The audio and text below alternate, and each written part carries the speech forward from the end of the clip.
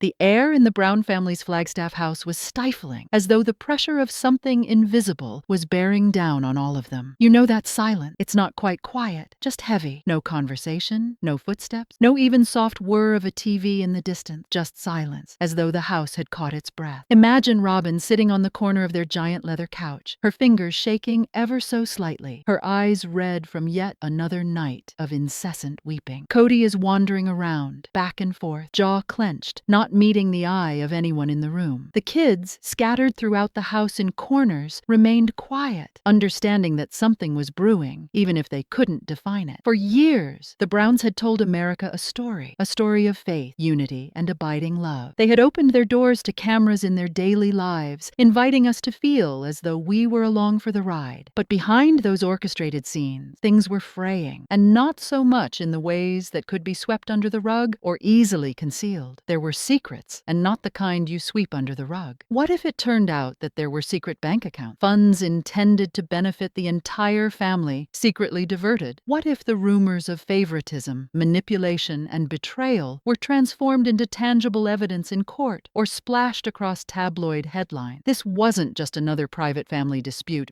it was transforming into a public reckoning. Careers could be derailed, reputations shattered, and relationships between parents and children possibly broken for good. This is the saga of Robyn, Kody, Meri, Janelle, Christine, and their many children, the familiar faces from TLC's Sister Wives. But today, we're pulling back the curtain to reveal what truly unfolded when the cameras weren't rolling. Hi, I'm Ania, and welcome to Reality Recap. If you're here for truth, justice, and the behind-the-scenes reality of your favorite shows, be sure to hit that subscribe button and drop a comment below. We have a lot to talk about. When Sister Wives premiered on TLC, the Browns were seen as trailblazers. They weren't just living polygamy, they were trying to reshape its image. Kody, with his springy hair and big personality, was the center figure, flanked by Meri, Janelle, Christine, and later Robyn. They cracked open their hearts and homes, vowing to prove to the world that their lifestyle wasn't scandalous. It was about love. TLC fashioned them as the new face of plural marriage. One man, 4 women, a household full of children, and a community of cooperation. And at first, it rang true. There were mass family gatherings, road trips across the country, and those classic group interviews on the couch. Genuine moments of laughter, togetherness, and love came through. But with each successive season, tiny cracks began to emerge. The grand relocations from Utah to Vegas and eventually to Flagstaff were meant to provide more security and liberty. Instead, they introduced stress, uncertainty, and increasing emotional disconnection. Kody's relationships with his wives began to strain. Even the children, once background players in the story, started speaking up about their own issues. TLC kept filming, naturally, but even their most polished edits couldn't mask the rising tension. The uneasy glances, the slightly too scripted dialogue, it all hinted at something deeper unraveling. Then the scandals began. Meri's catfishing incident exploded online and across headlines. It wasn't merely a strange internet error, it revealed a more profound loneliness and how far her marriage had fallen away. Enter Christine. She stood forward, bereft, declaring what many fans had long guessed. She felt like she never really belonged. Janelle, ever the practical one, attempted to maintain calm in the face of her own unspoken discontent. Robyn's part, however, expanded. So did her influence on Kody. It all was played out for millions to see. Fans sat agog as the seemingly united image of the Brown family began to disintegrate. The divorce declarations came after, one on top of another. On the show, they attempted to have it be so on camera. Off camera, trust was breaking down, and the secrets mounted. With time, keen-eyed fans started picking up on strange trends. Something didn't feel right. Online forums were abuzz with speculation, especially about money. Who was being compensated? How much? And why did certain family members appear to be living so much higher than others? Viewers picked up on the costlier residences, new vehicles, and how Robyn always appeared to get the better end of things, with more attention, more resources, more of Kody. Was this all just sly editing, or was there something substantial beneath it? And the gossip only grew stronger whenever Kody spoke of financial pressure, particularly when discussing Coyote past development, or when Janelle and Christine voiced increasing concerns over their financial future. The nagging question wouldn't be silenced.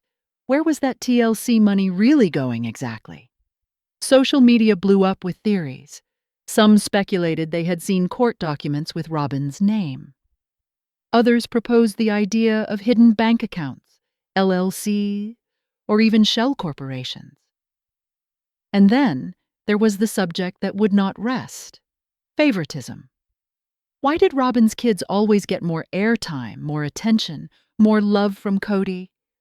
Why did the other wives feel relegated to the background, not emotionally, but financially as well? Each little thing came under scrutiny: a offhand remark in a confessional, and suspicious Instagram status. Each one fanned the flames of the firestorm. The Browns attempted to keep their cool. Kody spoke up, saying everything was being shared equally. Robyn branded rumors as hurtful and unfounded. Meri, Janelle, and Christine? They remained quietly in the background, and silence just fueled the storm. TLC made no noise. No words, no explanations. Just more and more episodes, more and more family conflict, and more unanswered questions left floating in the air. But under the quiet, tension was reaching its boiling point. Money was at the root of everything. Relationships were beginning to crack. Trust was running perilously thin. The fans knew it. Something was certainly brewing, and it was not going to be pretty.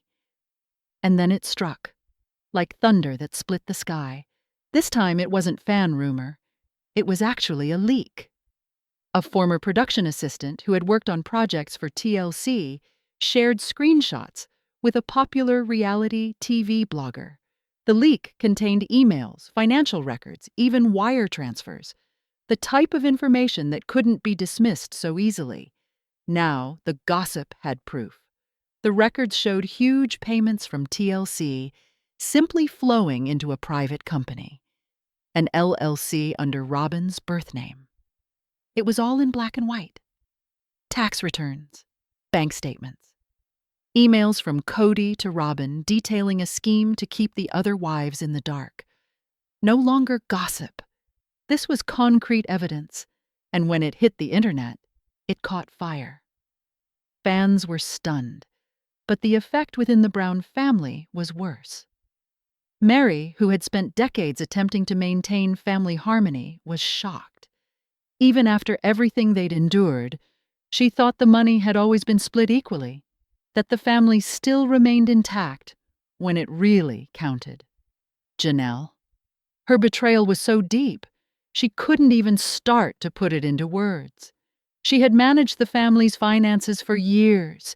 She had faith in Kody. She believed in the order they'd established together. Now she understood she'd been totally kept in the dark. Christine, long since gone from the household, was outraged. She'd always had a gut feeling that something wasn't right. But to see actual papers, that was a gut punch. Even the grown bies were shocked. They'd seen their parents scramble, struggle, and stretch what they had through moves, cohabitating in smaller spaces, and money juggling tricks. To then hear that some of that struggle could have been averted? That hurt. Badly. Most of them resorted to social media. Some posted cryptic messages. Others just spoke their minds, and they accused the betrayal they could no longer be quiet about. The backlash was swift and vocal. TLC, which had succeeded in keeping the deepest secrets of this tale under wraps for years, was caught up in the maelstrom. The network opened an internal investigation, and naturally the media jumped all over it. Embezzlement, lies, and the imploding empire of sister wives were the headlines. Behind closed doors, the Brown family group chats went haywire: finger-pointing, blame, temper tantrums. Robyn attempted to stand up for herself, declaring she was doing what Kody instructed her to do. Kody? Poof! No responses, no phone calls, no sit-downs. He was just gone. For the first time, the deepest hurt this family had ever suffered wasn't concealed. It was open for all to see. And the harm wasn't just emotional. It was systemic. The very trust that had kept this family intact shattered. The kids were betrayed. The wives were cheated on. And viewers, many of whom had been watching from the start, were left wondering if anything they'd thought was true ever actually existed. The truth was out. It couldn't be spun. There was no walking it back. The secrets of the Browns were out in the open and public record, and the fallout was just getting underway. The subsequent days were a haze of grief and silence. A family who had once kept their personal turmoil under wraps now had to live through them with the entire world watching. Disagreements that had once been spoken in hushed tones became full-blown, emotionally charged shouting matches. No holding back, no filters. Meri, Janelle, and Christine finally came face to face with Kody and Robyn, demanding answers. But there were none, not the kind that could erase what had happened. Meri's voice cracked with anguish as she asked the question everyone was thinking. How long had this been going on? Janelle, usually the most level-headed of them all, was visibly shaken. You could see it in her face. The faith that they had established, and all that they had built, had been completely broken. Christine, already long passed from Kody, now stood with a strange blend of grief and vindication. She hadn't wished to be vindicated, but there it was. Christine had always sensed that deep, unshakable knot in her stomach. Something wasn't right. And now, with cold, hard evidence glowering at her in black and white, it wasn't suspicion anymore. It was verification, the kind that hurts differently, because it didn't simply confirm her suspicions. It opened all the old hurts she'd tried to block out. And she was far from alone, spinning. The Brown children were right in the middle of the fallout. Some remained silent, hoping silence would be their protection against the turmoil. Others just couldn't remain quiet anymore. Social media was their combat zone, tweets, Facebook posts, and comments reverberating just how much the betrayal had hurt. Most of them grew up in the shadows, observing their mother's work and sacrifice as Robyn's family seemed to prosper. The favoritism they had only spoken of in hushed terms for years now had concrete evidence and hurt worse than words could tell. The betrayal wasn't personal. It was tidal, overwhelming, devouring. TLC didn't hesitate. This wasn't something they could brush aside with clever editing and a provocative trailer. The show was shut down on the spot. The network issued a pretty chilly statement citing contract reviews and an ongoing legal inquiry. Lawyers were hired out of sight. Ratings were no longer an issue. TLC demanded answers, and their dollars. Millions had vanished. TLC wasn't going to let it pass. The series that had been one of the network's largest hits had suddenly become a legal and image nightmare. Poof. Sister Wives was canceled. The Browns' longtime relationship with TLC, over. For Janelle, Meri, and Christine, the devastation was now compounded with something else. Clarity. They were heartbroken, sure, but they were also done keeping silent. One after the other, they started to speak. Through interviews, social media updates, and new personal ventures, they shared their truth.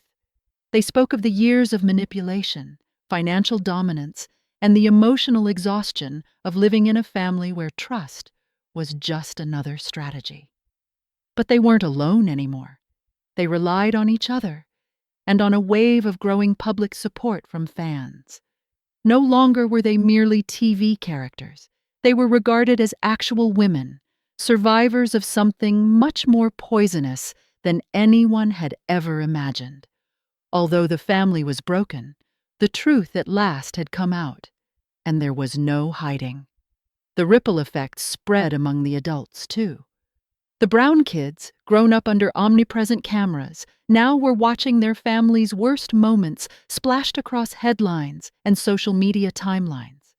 For years, they had struggled with confusion, sitting in silence, trying to figure out why some siblings received more of Kody's time, attention, or monetary assistance. But now that the truth had emerged, silence was no longer a choice. Most of the older children went to Instagram, Twitter, wherever they could express their voice. Madison wrote candidly about how it had hurt to see her mom struggling while others were getting special treatment. Logan, who had always worked to be the peacekeeper, confessed to having felt resentment for years. Gwen and Gabriel, infamous for their candor, didn't mince words. They called out the deceit, the favoritism, and how funds meant to support all of them had been quietly diverted elsewhere. But this wasn't just about money. It was about something much deeper, the loss of faith in family.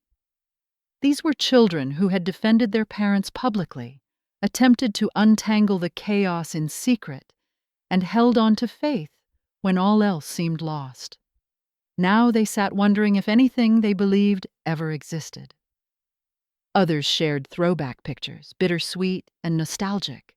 Others spoke of missed chances, postponed college dreams, shelved passions, broken relationships. But mostly, what they wanted was the truth. They were not fighting for themselves alone. They were fighting for their mothers, for their brothers and sisters, and for all those years of being instructed to remain silent. They were not just speaking out against Kody and Robyn, but against everyone who had contributed to the deception. Producers and handlers, and anybody else who had been in on the secret and said nothing. For the first time, the next generation of Browns stood together, not under the rule of Kody, but as a family of their own, tethered not by TV deals nor patriarchal chain, but by truth, healing, and the promise of change. When courtroom doors finally swung open, the energy was palpable. Former TLC crew, members of the press, even longtime fans filled the room, whispering in hushed tones and sharing knowing looks. Inside were not allowed any cameras, but the atmosphere in the courtroom told everything. On one side, Kody and Robyn perched, exhausted, anxious, and near depletion under the force of what was happening. Their lawyers maneuvered through heavy files, attempting to keep their hands on top of things. Across from them stood Meri, Janelle, and Christine. They stood steadfast, but the psychological impact stood out on their faces. Decades of deception, silence, and emotional yielding preceded them into that space like dark clouds. Sitting just behind them were their children. Some clung, others sat quiet and still, eyes down the road, determined to see it all through. One by one, bits of evidence illuminated the screen. Bank statements, business filings, email exchanges.